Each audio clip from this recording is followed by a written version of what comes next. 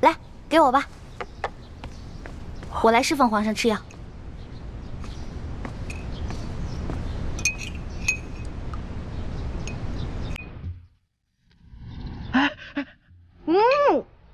苦死了！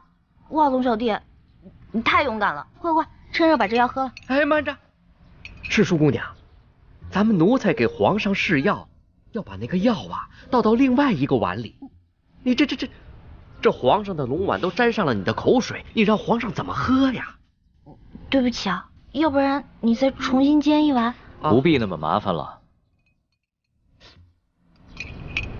啊！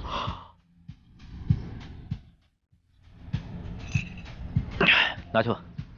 哦。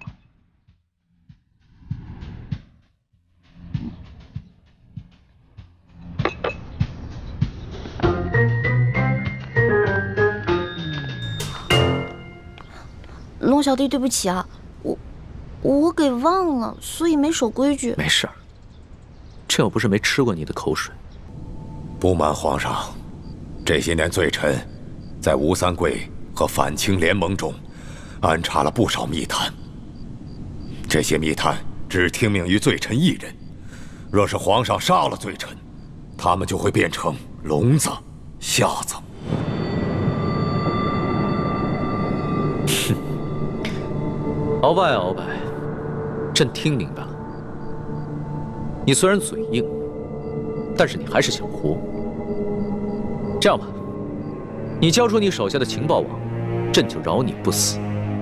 事到如今，咱们君臣就打开天窗说亮话吧。皇上让罪臣重获自由，戴罪立功，这情报网由罪臣负责管理，否则，罪臣就把这多年来建立的情报网一起带进坟墓。大胆奴才，死到临头了，还敢跟皇上提条件？你是在要挟皇上吗？不是要挟，是请求。罪臣请求皇上，为了大清，不要再两败俱伤。罪臣已经拿出了最大的诚意，皇上是不是也该拿出点诚意来呢？鳌拜，你要是真有诚意，就应该先交出大补丸的解药。这大补丸的解药，恕罪臣不能交。那李氏兄妹二人绝非善类，若是罪臣不能活着出去，亲自查清他们李氏兄妹二人的真实身份，那罪臣就算是拼上一死，也会拉着李氏兄妹二人陪葬，算是为皇上除去这一大隐患，也算是罪臣为了皇上，为了大清国，尽最后一次忠吧。鳌拜，你是不是看到自己死到临头了，想拼着一死，除掉皇上身边两个最得力的人吧？你是想为你自己报仇吧？索图，你若是为着与我的私仇，去包庇那李氏兄妹二人，那你就是在养虎为患，你定会成为大清的罪人。鳌拜，你不用再挑拨离间了。李氏兄妹对朕到底是忠心，还是另有企图，朕自有办法验证清楚。看来皇上还是不肯相信罪臣，但皇上对李氏兄妹多少有了提防之心，那罪臣也可稍稍安心了。既然你不肯交出大补丸的解药，那朕也不必再与你谈判。皇上，你可知老夫的情报网从吴三桂、尚可喜、耿精忠三位藩王那里得到的？还有，从千名义士的秘密基地里得到的消息，到底有多可怕吗？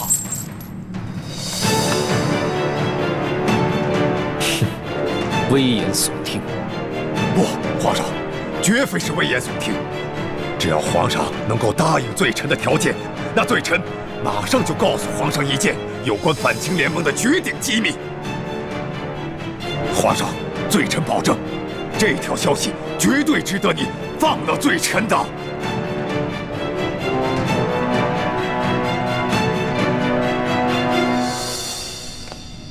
皇上，如果鳌拜方才所言属实，那他一直向皇上隐瞒这些机密，那犯的是欺君之罪。可如果他说的不是实话，那犯的更是欺君之罪。所以，皇上，你再好好想想吧，为了大清啊，皇上！朱哥哥，所以你的意思是让我挑拨鳌拜跟康熙的关系，让他们君臣谈判失败？不，恰恰相反，我要你想办法劝康熙尽快答应鳌拜的要求，赦免鳌拜，放他回府。我没听错吧？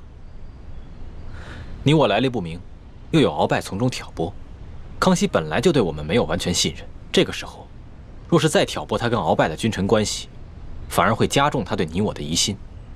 鳌拜老奸巨猾，他不可能真的交出情报网络，他只会自己亲自掌控，但他一定会暗中与手下内奸联系。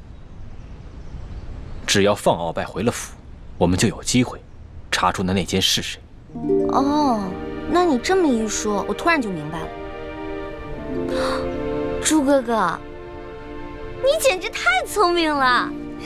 你呀，总算夸我一回了。哎，不过，如果那个康熙再对我动手动脚的，你可别再乱吃醋了。嗯。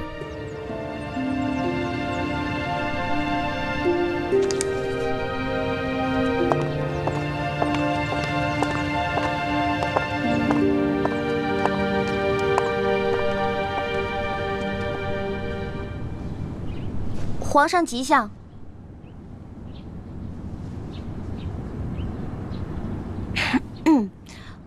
皇上吉祥。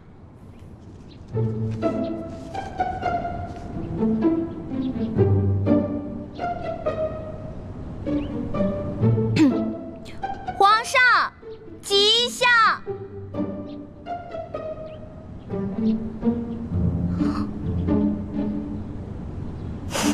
这个臭龙小弟居然不理我。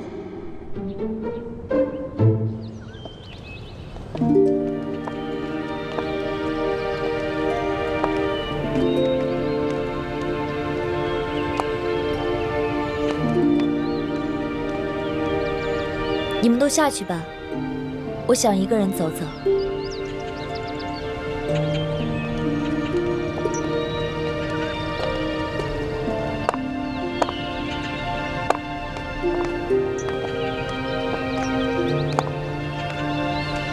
微臣参见丽嫔娘娘。免礼。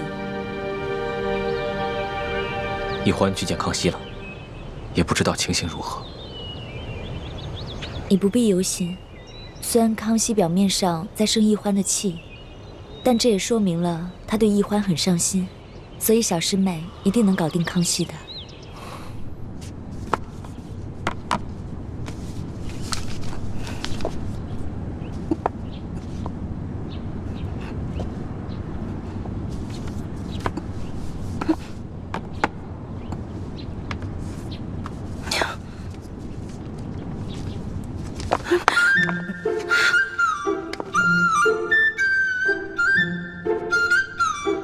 师叔姑娘，注意你的仪态，在皇上面前失仪是大罪。我的两条腿都在弹棉花了，我根本站不动了。站不动就跪着，你怎么能这样不成样子的坐在地上呢？快起来，快呀！李德福，奴才在。去看一眼朕的药煎好了没有？这。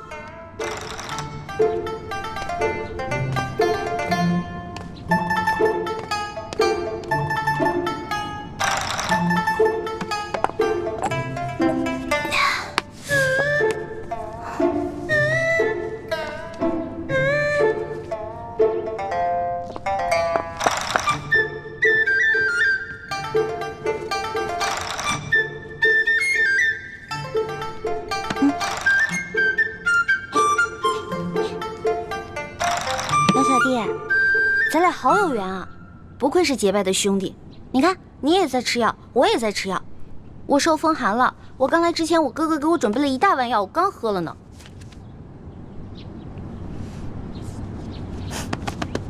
龙小弟，我知道你生我气了，你可以生我气，但是你能不能别不理我呀？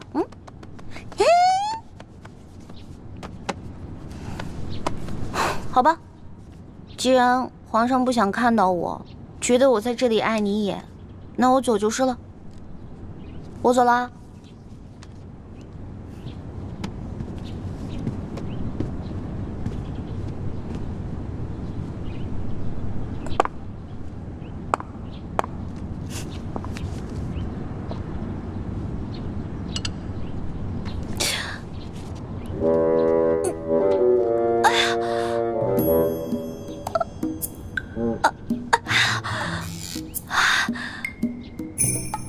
你要过来你就输，我再催动内力，逼他冷汗出来。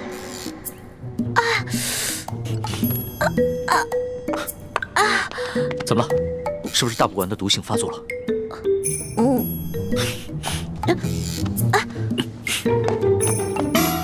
但愿一切顺利吧。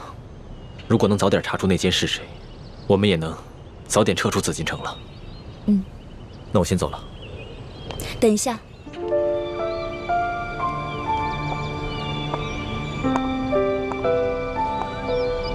大师兄，有一件事我一直想跟你说，却又不知如何开口。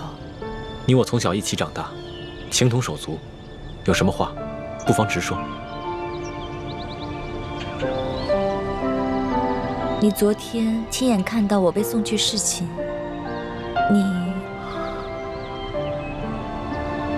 倾城，你为光复大明的大业，不惜牺牲自己的清白。这份高义，朱慈轩刻骨铭心，永不敢忘。本来我也做好了牺牲一切的准备，可没想到，其实到现在，我还是个清白之身。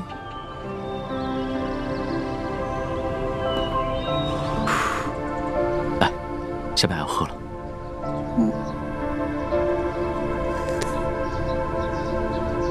怎么样，好些了吗？你不生我气了，龙小弟？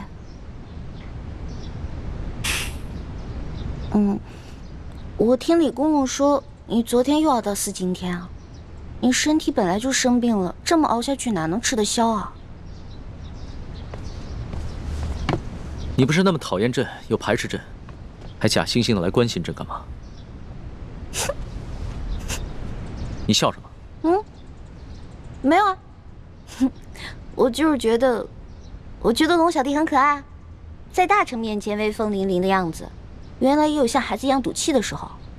不过你跟我赌气啊，那你就输定了。从小到大，我爹、我师父、我的兄弟姐妹，他们跟我赌气，没一个人能赢，都被我气得半死。所以，你还是别跟我赌气了。是啊，你这赌气的能耐是很厉害。一想到那天被你推入荷花池，朕就气得胸口疼。好了好了，龙小弟，别生气了，我给你揉揉，好点了吗？揉揉。干嘛突然对我这么温柔？无事献殷勤，非奸即盗。说吧，你要打什么主意？我就说过皇上是天底下最难伺候的人，跟你保持距离吧。你说我对你冷淡，我对你好吧？你说我别有用心，那你让我怎么办啊？说来说去还是朕的错啊！别，不是您的错，皇上是天底下最聪明、最正义的，什么都是你对，是我不对，错就错在，我一心把你当成兄弟，而且为你出生入死，为你挡刀子，但我却没有办法装成痴情淑女，去骗取你的宠爱。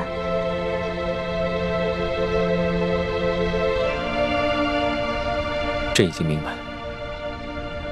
你只是把朕当成兄弟罢了。君子戒之在德，朕不应该太贪心了。放心吧，以后朕不会再勉强你了。你的意思是，康熙没有碰你？难道他对你起了疑心？不是，他没有怀疑我，是因为鳌拜和吴三桂都曾选送过不少秀女入宫。意图迷惑康熙，康熙早有察觉，他担心自己沉溺于男女欢爱中，消磨志气，所以虽然他时常宣后宫嫔妃侍寝，但大都只是做做样子，实际上他全部的心思都在政事上。对男女之事并不上心。没想到，康熙不仅有勇有谋，城府深沉，居然还有如此不同寻常的意志。以前他一心想要扳倒鳌拜，真正掌握朝政大权。可如今，鳌拜已经下狱，还有很多棘手的事情需要善后，他根本无心接近女色，所以，他并不是真正喜欢我。康熙不是真的喜欢你，对我们光复大明来说，不是好事，但对于你来说，却是一件好事。现如今，我已经不需要再牺牲自己的清白向康熙邀宠，就算他非要我侍寝，我自有办法让他无法亲近我，是因为我早就心有所属了。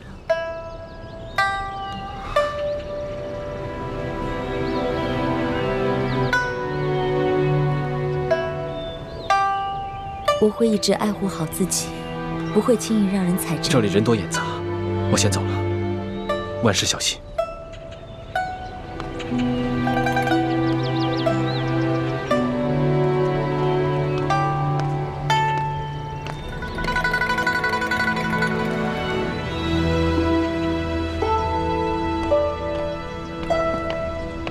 李公公，来，给我吧，我来侍奉皇上吃药。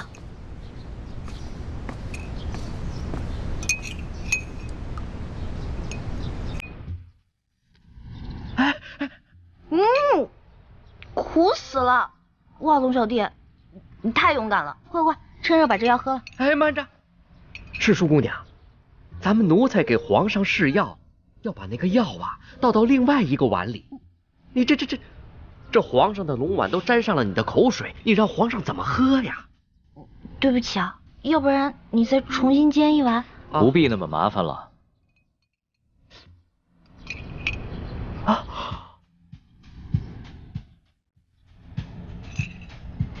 拿去吧。哦。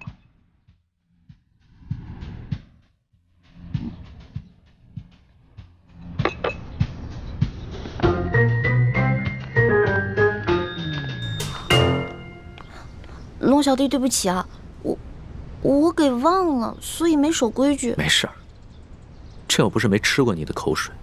你忘了，在摘星楼的时候，咱们俩偷吃御膳，那个时候你还带了山葡萄酒。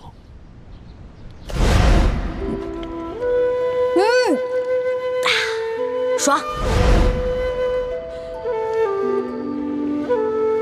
怎么样？哎啊，是好酒。哦，那个呀，龙小弟还记得那天的事儿啊？当然了，朕会永远记得。朕相信，你也都记得。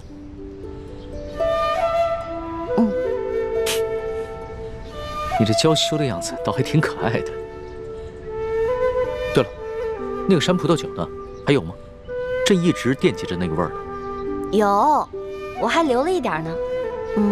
等过段日子你把鳌拜的案子结了，我拿出来，咱们好好庆祝庆祝。鳌拜，朕正在为此事纠结呢。这有什么可纠结的呀？鳌拜这个人圈地擅权，还给皇上下毒，哪一条不是死罪啊？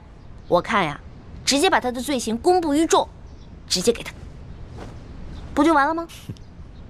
你当是切西瓜呀？哪有那么容易啊？不说别的，就为了你的大补丸之毒解药还在鳌拜手上，朕就不能砍了他的脑袋。是啊，虽然我哥哥一直在研究怎么把大补丸的解药研制出来，一直都不行。而且每当我大补丸这个毒性一发作，就会痛不欲生。龙小弟，你有什么办法能逼鳌拜交出大补丸的解药吗？要让鳌拜交出大补丸的解药，只有一个办法，就是答应他的条件。答应他的条件？凭什么呀？他一个阶下囚，有什么资格跟皇上谈条件啊？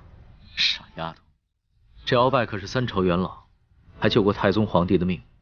最重要的是，他掌握着一个非常重要的情报网，那可都是朝廷最重要的耳目。这些耳目都是鳌拜的心腹，受鳌拜的直接掌控。这样杀了鳌拜容易，但是朕就会失去朝廷苦心经营多年的情报网，变成瞎子聋子。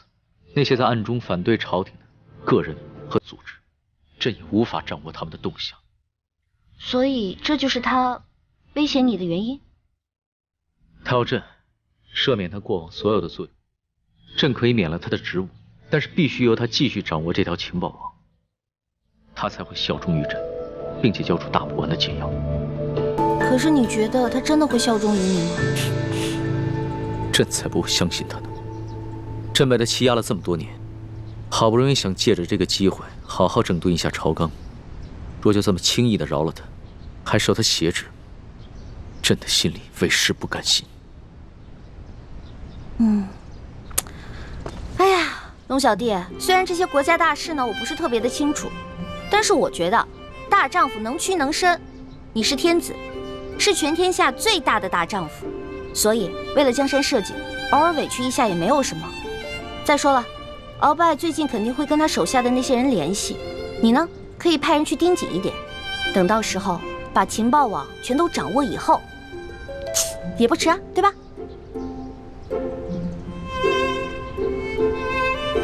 你说的对，朕是天子，是天底下最大的大丈夫。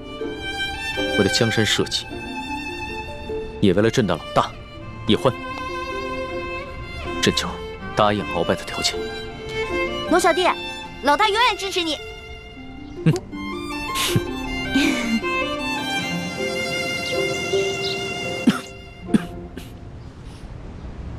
听说皇上被这个李易欢蛊惑得淋了雨，伤了龙体是吗？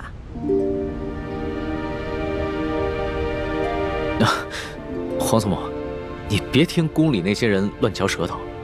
这孙儿啊，不过就是看到老天终于降下甘霖，这才一时激动，不管不顾的就冲进雨里欢庆了。此事和易欢一点关系都没有。再说了，孙儿啊，只是受了一点风寒，已经服下了一剂药，好多了。哎呀，易欢叫得那么亲呐！其实这李易欢没有进宫之前，皇上可不是这么容易冲动的。不管是天大的难事，或者是天大的喜事，皇上都不会情绪失控。皇上应该明白，龙体的安康就是朝廷的晴雨表。皇上在后宫打了几个喷嚏，那不要紧，哎，这朝廷上下就是几番波澜。皇祖母批评的是，孙儿知错了，孙儿以后再也不敢如此放纵自己了。听说你准备赦免鳌拜，放他回府？对，这鳌拜侍奉我大清王朝3代君王，他的性子，想必皇祖母也是一清二楚。若是硬拼到底的话，最后只会两败俱伤。所以孙儿就答应了他的条件，放他回府。只要他还和他手底下的情报网有所联系，那孙儿就能找到机会。皇上之所以肯赦免鳌拜，不仅仅是出于公心吧？听说这李易欢是中了鳌拜下的毒，这解药是一直没有找到。皇上，你可心里着急啊？皇祖母，这易欢是为了孙儿才中的毒，孙儿自然也想公私兼顾。但是皇祖母请放心，孙儿绝对不敢沉溺于女色。对于这个易欢啊，孙儿不过就是觉得她活泼可爱，又会一些这后宫中人都不会的小技艺。最重要的是，她能够逗皇祖母开怀一笑。皇上，你喜欢她，不必拿哀家说话。皇帝嘛，这身边有几个逗你开心的女人，这也没什么不好的。只不过是你要记住啊，这古人说得好啊，情深不寿啊。当年你的皇爷爷、皇阿玛，那都是不顾江山社稷呀。多少年来，哀家每每想起来，会为他们惋惜、痛心啊。皇祖母请放心，江山美人，孰轻孰重，孙儿心里有数。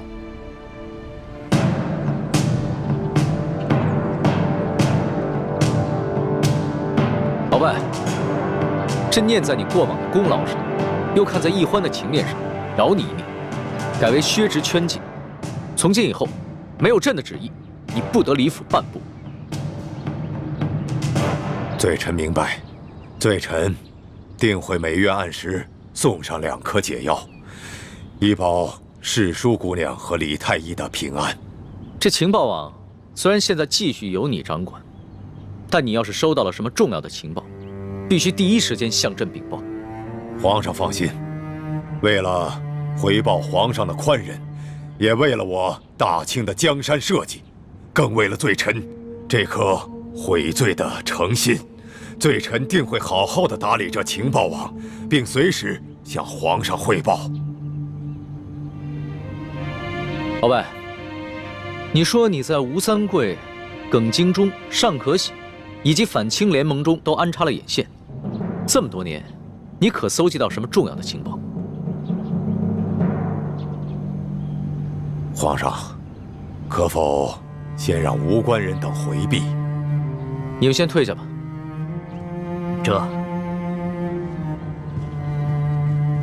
皇上，这鳌拜虽然现在认了罪，可是他武功高强，万一他突然行刺，这外面的侍卫根本来不及护驾。这鳌拜虽然现在认了罪，可是他武功高强，万一他想行刺您，这外面的侍卫根本来不及护驾。不如让我留在这儿，还能帮您抵挡一阵呢。您觉得呢？好了，你既然不想出去，那就留下吧。是。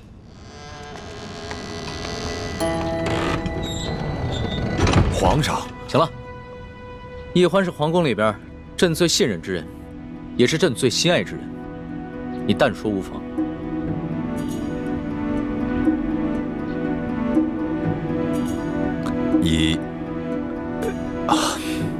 1个月前，罪臣得到一件密报，说是当年这崇祯帝吊死在万寿山之前，留下了一个铜匣，这铜匣里装了一份藏宝图，据说这批宝物富可敌国，得知者便有能力组建一支强大的武装，以对抗我大清王朝。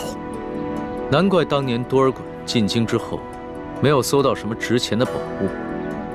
原来崇祯那个昏君早有准备。除了这份藏宝图，这铜匣里，还有一份名册，上面详细记录着反清联盟的各个秘密据点，以及潜伏在我大清王朝上下的逆臣贼子的名单。那就更重要了。我大清虽已入关30余年，但是天下还有不少人心怀旧仇，不服我大清的统治。这朝野上下必定还有不少居心叵测之人。哎呀，花儿，你怎么了？没事儿。皇上，奴婢的头疼病又犯了，能不能让奴婢回奴婢的永乐斋休息一会儿啊？肯定是你刚服下了解药，这毒性还未清除。这样吧，你到朕的玉榻上休息一会儿。啊，不用了。这皇上的玉榻，奴婢怎么敢去躺呢？你什么时候跟朕这么客气了？啊？你必须得在朕面前变得好好的，要不然呢，朕不放心。来，走吧。皇上，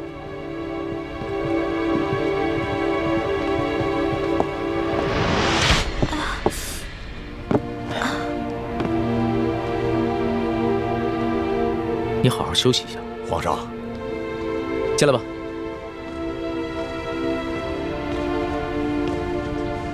那个铜匣现在在何处啊？回皇上，当年多尔衮得到了这个铜匣，却未解其意，所以把这铜匣连同其他物品一起收入到了国库。3个月以前，罪臣得知了这铜匣的秘密，并到内务府找回了这个铜匣，拿到了府上。这么重要的东西，你居然不禀报朕，私自拿回了府上？罪臣该死。不过，皇上已经派人查抄了罪臣的府邸，想必那铜匣现在已经送回到大内的宝库了。来人，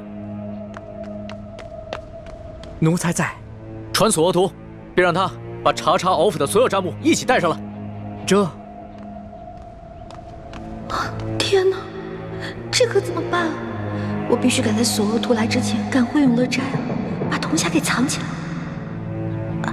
皇上，奴婢这不是余毒未尽，而是奴婢的头疼救急又发作了。能不能让奴婢回永乐斋，让奴婢的哥哥给奴婢治下病啊？你都疼成这样了，还怎么回永乐斋啊？朕现在马上就传你哥哥过来。皇上，不用了。奴婢如果在这儿治病的话，恐怕会影响皇上处理政务的。没事儿，这索额图住在宫外，过来还要一段时间呢。朕先选你哥哥，让你哥哥过来给你看病。你要是不在朕面前变得好好的话，朕这个心里啊，放不下。来人，传李太医。龙小弟啊，你干嘛对我这么好啊？你这不是急死我了吗？等朱哥哥来了，我暗示他赶在索额图前面去把铜匣藏起来。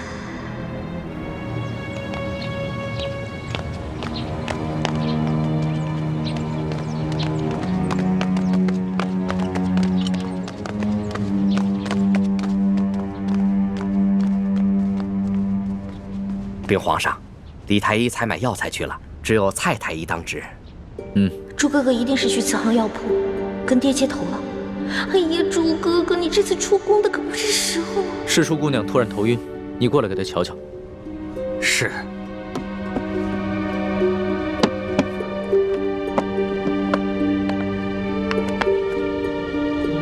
待微臣给世淑姑娘扎上几针，先止住头疼再说。皇上，哎呀，奴婢的头疼好像好了。皇儿，你可不能因为害怕扎针，就不配合太医给你治病啊！没有，是真的，奴婢的头疼就是这样，来得快，去得也快。奴婢现在已经没事了。真没事了？真没事了。好吧，你先退下。是。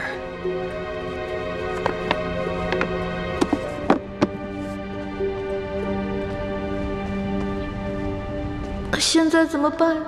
嘿，完了，这下死定了！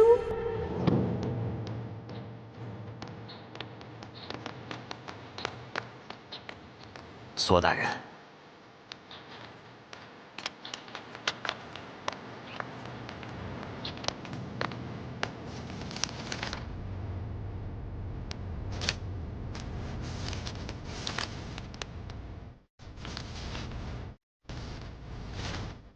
索额图，从鳌拜府里查抄的宝物都在这个账簿上吗？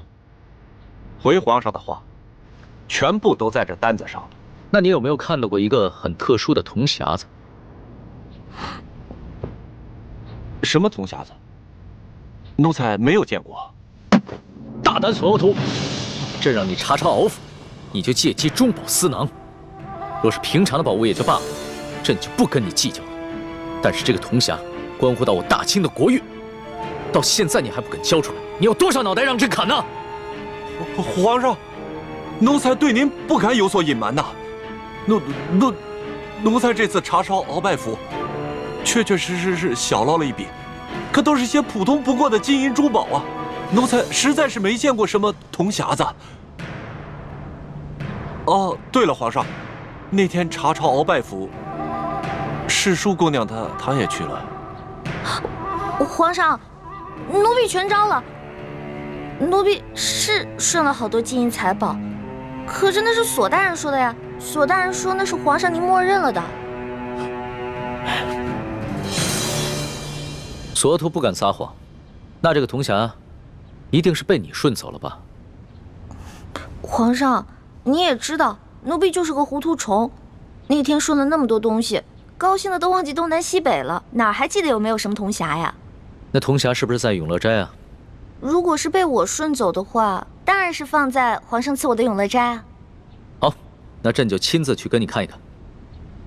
对了，这件事情不许让任何人知道，尤其是太皇太后。你们二人听明白了吗？这。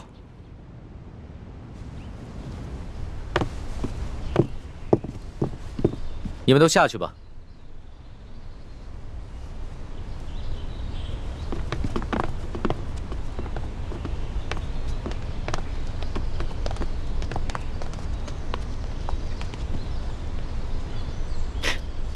你把东西放哪儿了？我怕你给我派过来的太监宫女手脚不干净，所以我就把那些都藏在床底下了。不过你是皇上，你肯定不能跟我一起钻床底吧？还是奴婢去吧。哎，你个笨丫头，朕是不能跟你一起钻床底，但是朕可以跟你一起把这个床挪开，对吧？您说的对。老大，这个铜匣还真在这儿呢。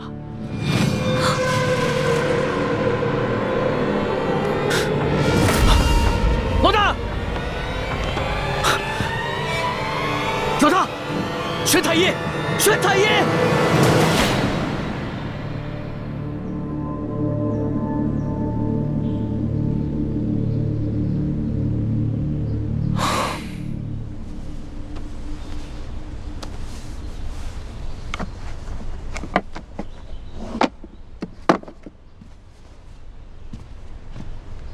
皇上，臣妹一时旧疾发作，晕了过去。那他这个头疼的病，有根治的办法吗？他这病，打一出生就落下了，时不时就会发作。微臣想尽一切办法，也没办法根治。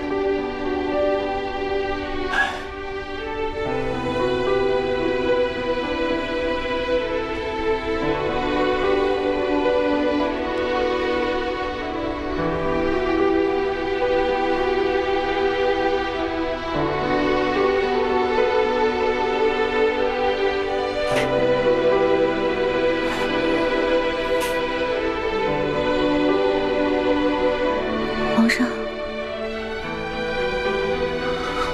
大哥，你也在啊？啊，老大，你好些了吗？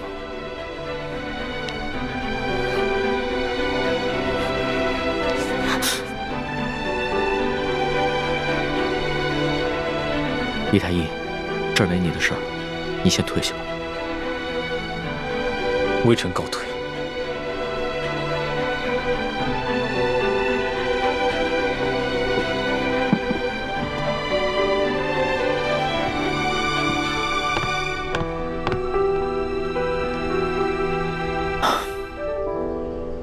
老大，你刚刚的脸白得跟纸一样，真的要吓死朕了。其实，要治我这病也不难，只是没有药引罢了。朕知道，你跟朕说过，要根治你的病，需要3颗龙珠做药引。这个龙珠就是皇帝的眼泪。只不过，朕自8岁登基以来，面对风云诡谲的诸多变局，性子早已磨得极为坚韧，恐怕真的流不出来了。我知道呀，你是皇上，是天子，岂能轻易流泪？不过如果想要你流眼泪的话，挺简单的，直接灌你1碗辣椒水，别说是3滴了，就是1盆也没问题。你这病情刚刚好转，就想着欺负朕，看朕怎么收拾你！哎，陆小弟，我头还晕呢。老大，要是真的能治好你的病，别说眼泪了，就算是朕的龙血，朕也毫不吝啬。只不过朕从来不相信这些偏方，这都是人力和药力无用之时，才会想借着所谓的帝王之气来寻个安慰罢了。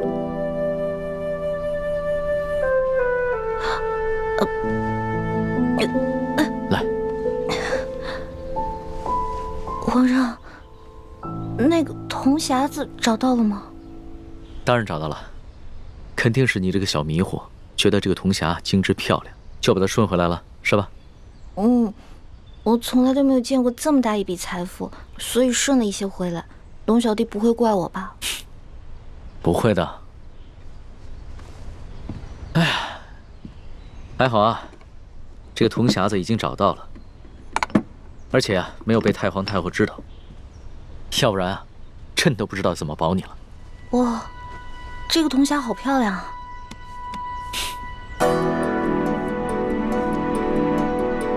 不对啊，这个铜匣子虽然是跟鳌拜府的一模一样，但是我做了个记号，这不是我从鳌拜府中拿过来的那个呀，是谁敢在我之前把铜匣子换了？难道是朱哥哥？朱哥哥真是太聪明了。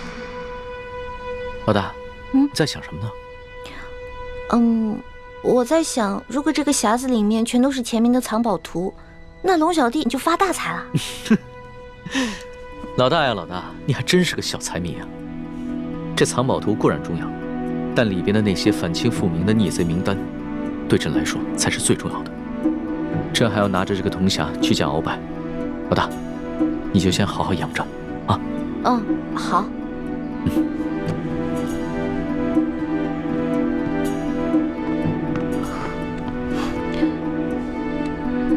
神仙保佑，神仙保佑！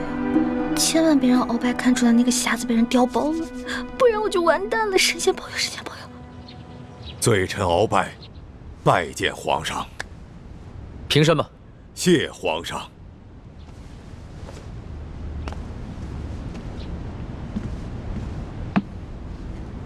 鳌拜，你瞧瞧，这个铜匣，是否就是之前你私自从国库里拿的那个？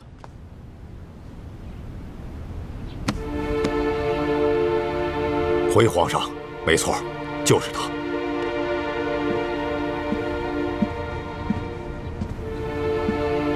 皇上，这铜匣子为什么会在李欢的手中？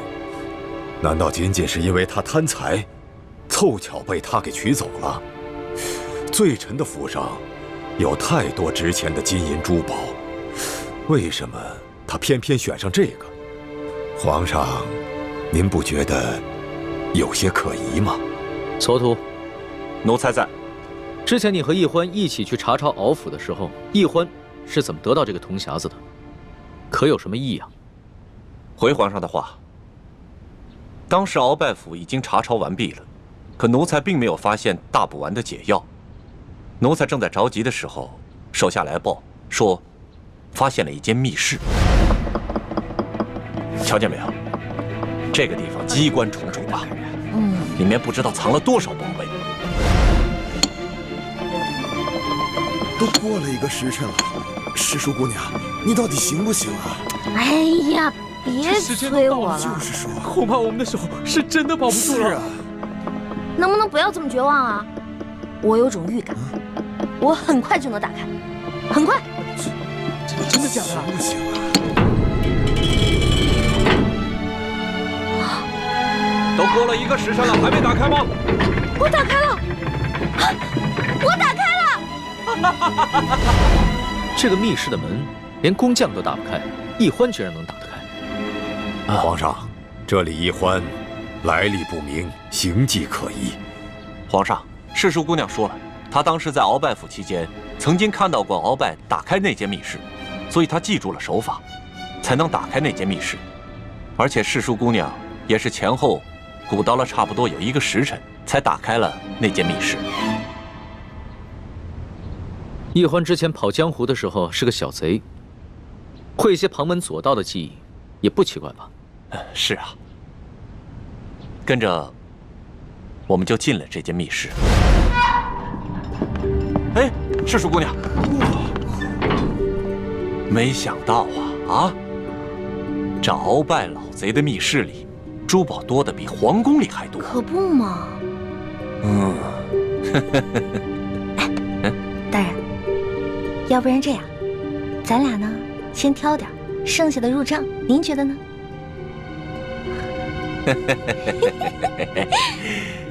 和世叔姑娘一起办案，真的是太开心了。这样，您那边，我这边，怎么样？行动。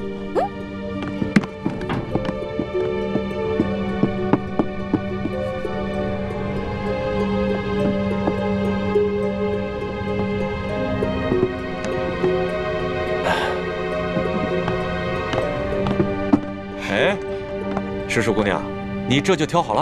啊，当然了。再多挑点吧，啊！不了不了，我挑的已经够多了。索大人，您再接着挑点呗。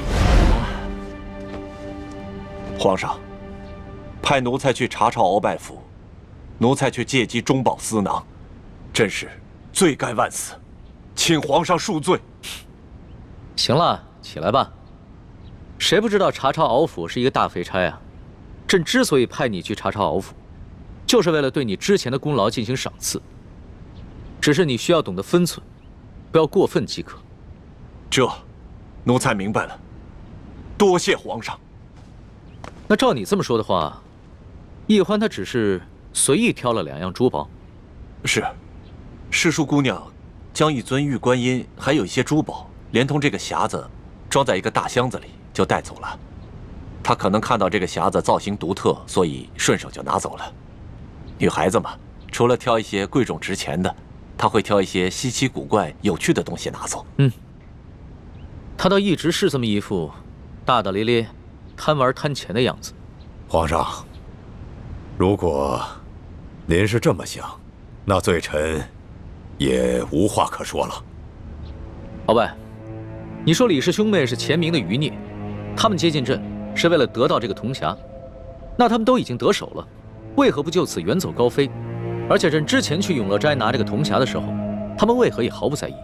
皇上，刚才李易欢突然投机发作，一时想要独自回永乐斋，一时又要李太医过来问诊，说不定他是故意装病，想利用这个时间去转移这匣子，只是阴差阳错没得逞罢了。不对，易欢不是装病，刚才回到永乐斋的时候还晕倒了，朕能看得出来，那绝非伪装。那皇上这样认为，就算是罪臣多疑了吧？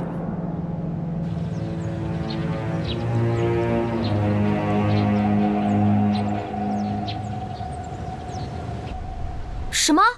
铜匣不是被你调包的？我哪有时间调包啊？而且我根本就不知道鳌拜已经知道铜匣的存在，并且还告诉了康熙。那铜匣会被谁调包呢？难道是康熙啊？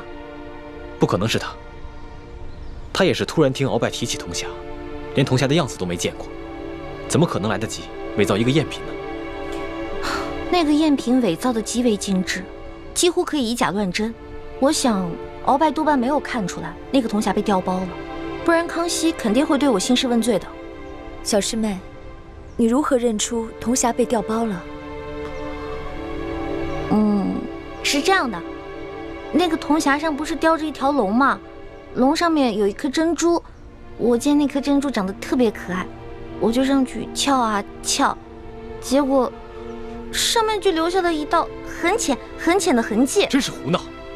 万一不小心触动了机关，那铜匣里的宝藏图和名册就被您给毁了。我知道了。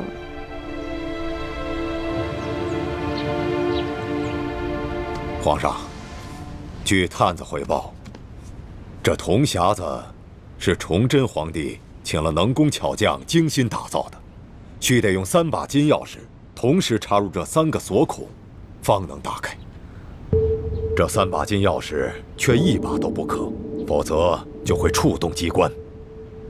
里面的藏宝图和反清联盟的名单都将损毁。那这3把金钥匙现在在何处？一把在南明册封的晋王李定国手中，传言这李定国10多年前就战死在沙场上，那把金钥匙也不知所踪。据探子密报，这李定国实际上并没死，并且一直暗中在领导着反清复明联盟。一把在台湾郑经的手中，最后一把金钥匙在永历帝的身上。而永历帝多年前被吴三桂绞杀，所以这把金钥匙有可能就在吴三桂的手中。所以，之前你以朝廷的名义下旨，让吴三桂送回永历帝的遗物，就是为了得到那把金钥匙。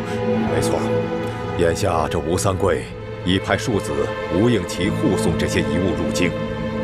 如果这批遗物中有这把金钥匙，说明吴三桂他并不知晓内情；如果这批遗物当中没有这把金钥匙，则说明吴三桂不仅知道内情，而且私下藏匿了金钥匙，必定是起了反叛之心。鳌拜，你能将如此重大的秘密交代于朕，说明你已有了悔罪之心。好了，你先退下吧，朕会让索额图送你回府的。谢皇上不杀之恩。老夫今日所求之事，并非是为了一己私利，而是为了我大清的江山呐。哦，为了大清的江山社稷，这么重要的事情，敖大人为什么不刚才当着皇上的面把话说清楚呢？反而要跑到这儿对着我索额图私相授受？皇上哪儿还听得见老夫的话呢？索大人，请务必盯紧李太医和李易欢兄妹二人。哎呀，我说中堂大人，您还是省省吧，别老想着去报复李氏兄妹了啊！你，哎，索大人，老夫真的不是为了报复。眼下皇上正在迷恋李易欢，听不进去老夫的话。老夫越想越觉得李氏兄妹二人来历不明，身份可疑。待老夫回到府上，定会发动自己手下的情报网去暗中调查他们兄妹二人，但这需要一段时间。在未调查清楚之前，还望索大人能够多加提防他们兄妹二人才是。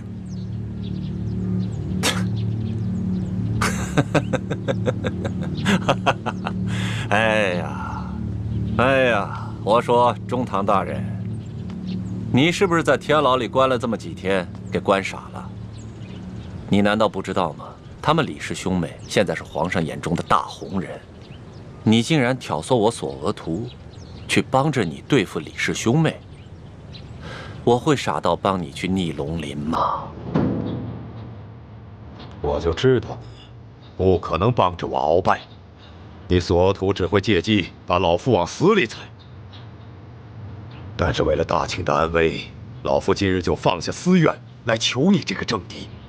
索额图，你想想，若是这李氏兄妹二人来历清白，不是那前明的余孽，你去捧他们的臭脚，自然会是前途无量。若是这兄妹二人是那前明的余孽，那后果就是不堪设想。所以，请你暗中帮老夫查明他们二人的来历，看清楚，再下注也不迟。行了，踏踏实实的回家歇着吧。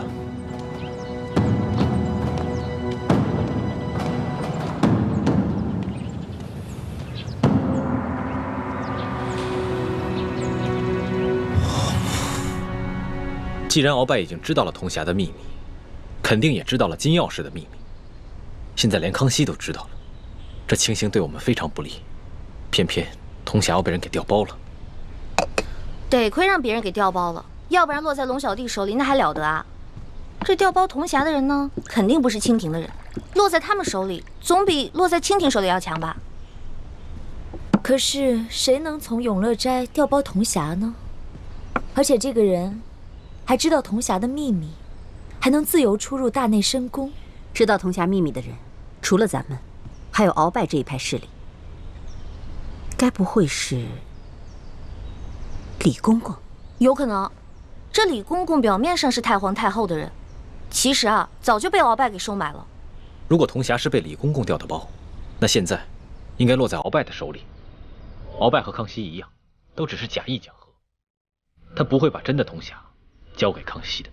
可现在鳌拜刚刚出狱回府，李公公应该还没有跟他去接头，而且康熙加强了宫禁守卫，无论是谁，只要出入宫者必须搜身。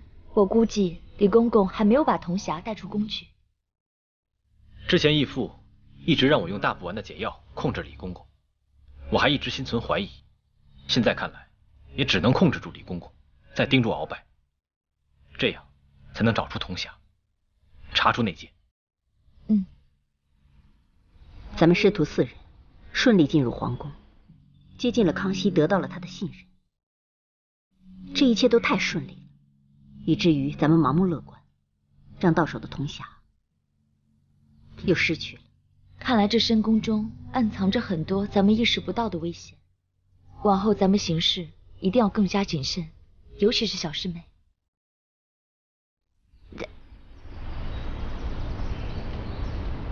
还好没有集齐3把金钥匙，所以即使得到了铜匣，也没有任何意义。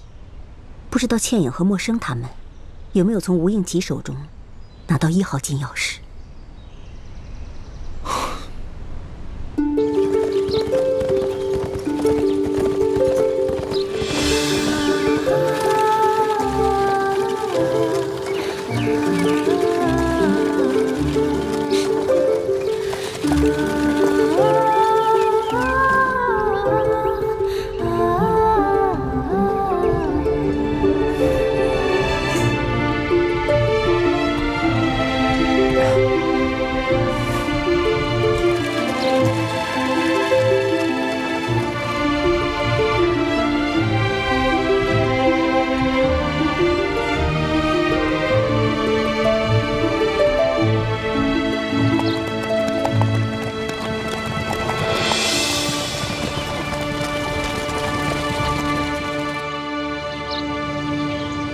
刚刚听吴应奇说，山西总兵舒建已经亲自带着200精兵前来会合，最快的话，应该明天就可以碰面。如果让舒建接管车队，那么就很难有机会下手了。所以今晚你一定要骗吴应奇，说出金钥匙藏在什么地方。我明白。二公子，有些茶点吧。叶兄，倩影，过来喝点茶，吃点点心吧。这就来。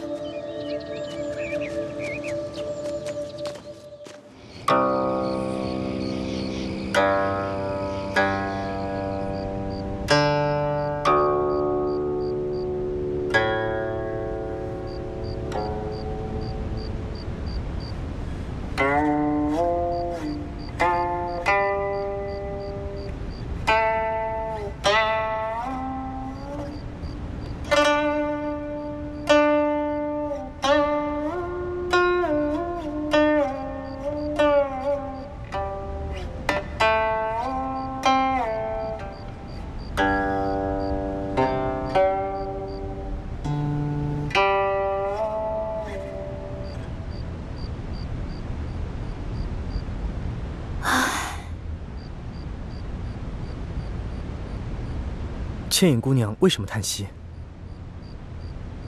公子的琴声，表面听起来很是欢快，可细细一听，里面又藏了很深的心事，让我心有共鸣，所以不免叹息一声。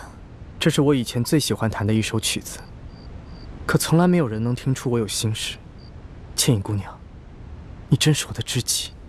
公子，我们现在已经在山西境内，明天就与舒总兵他们会合，公子也可卸下重任。不知还有何其他心事？你不明白，此次护送永历帝的遗物进京，是我主动向父亲请缨的。我倒是希望可以护送的越久越好，路途越长越好。哦，为什么？实不相瞒，我是借着此次任务来逃婚的。逃婚？公子已经订婚了。公子是平西王的儿子，身份显贵，想必那姑娘也一样，定是出身高贵，各方面都万里挑一的佳人吧。我父王为我定的未婚妻，是云南当地最大势力刀土司的女儿，名叫刀铁凤。她的人如同她的名字一样蛮横泼辣。那公子，你父王为何给你许这门亲事？像我们这种出身显贵的子弟，姻缘之事早已是父辈们用来权势结盟的筹码。朝廷对我父王很不信任，我嫡出的大哥吴应雄，他被留在京城，迎娶了建宁公主，表面上是做了出身显贵的额驸，可实际上是被朝廷留作了人质。而我也是一样，迎娶刀土司的女儿，也是为了壮大我父王的实力。作为平西王之子，这也是无可奈何之事。其实身份、地位、财富，对我来讲，我根本就不在乎。如果可以选择的话，我宁可出生在一个普通家庭，平淡一生，愿得一心人，白首不相离。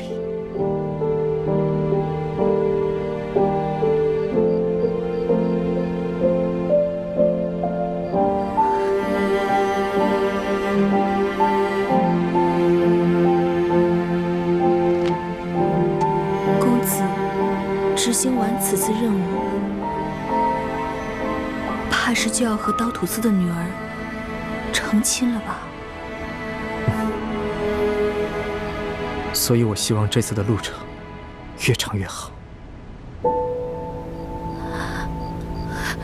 可明天就要和舒总兵他们会合。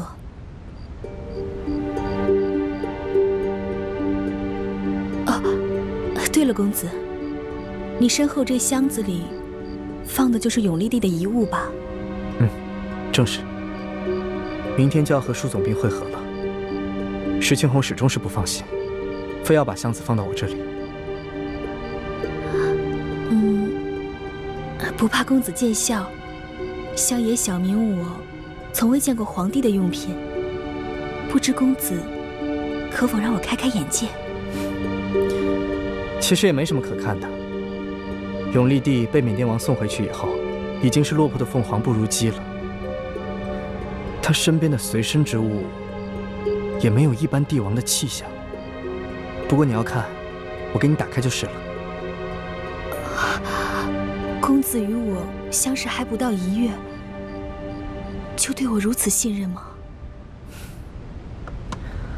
我相信缘分。有些人一见如故，而有些人日日相见，却相顾无言。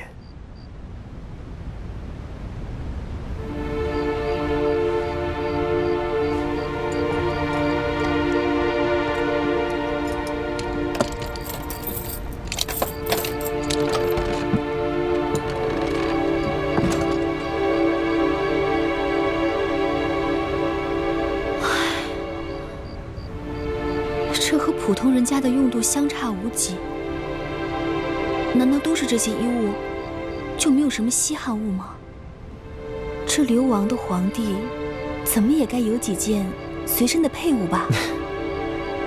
永历帝当年虽然落魄了，可是至少还有一帮忠臣死士相随，所以金银珠宝也是有一些的，就在这个首饰盒里面。那我能看看吗？当然可以。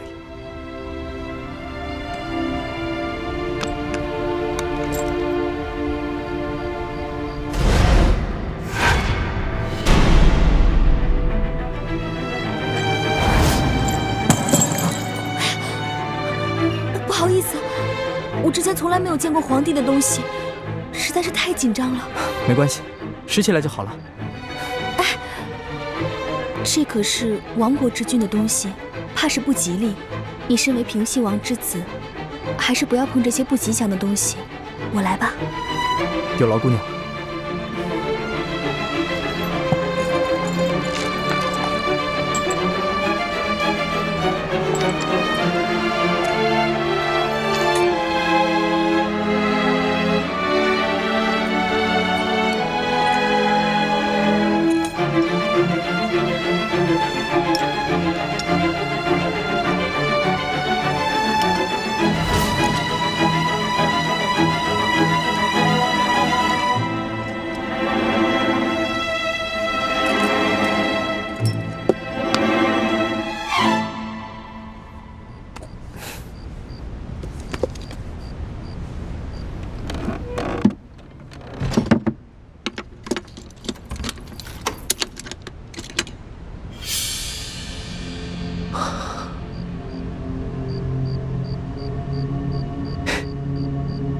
我原本以为吴英奇心思缜密，很难对付，没想到你居然这么轻松的就拿到了1号金钥匙。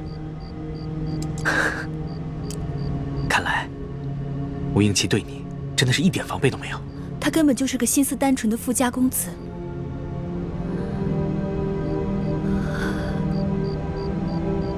他进京之后，如果朝廷发现这金钥匙被调包了，那他会不会有性命之忧啊？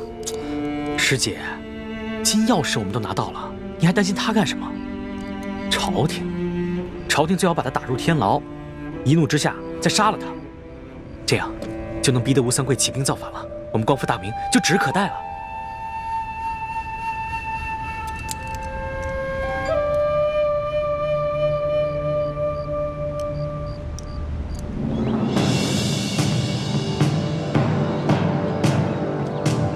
二公子卑职有失远迎。若不是半路遭遇劫匪，在下也绝不敢劳动舒总兵，还望舒总兵见谅。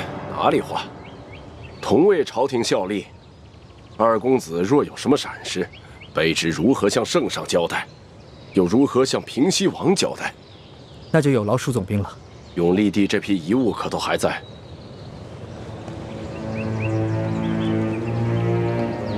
我之前特意将永历帝的遗物放在一个不起眼的箱子里，劫匪们有眼无珠，只劫走了其他箱子，却唯独把这个箱子留了下来。这也算是不幸中的万幸吧。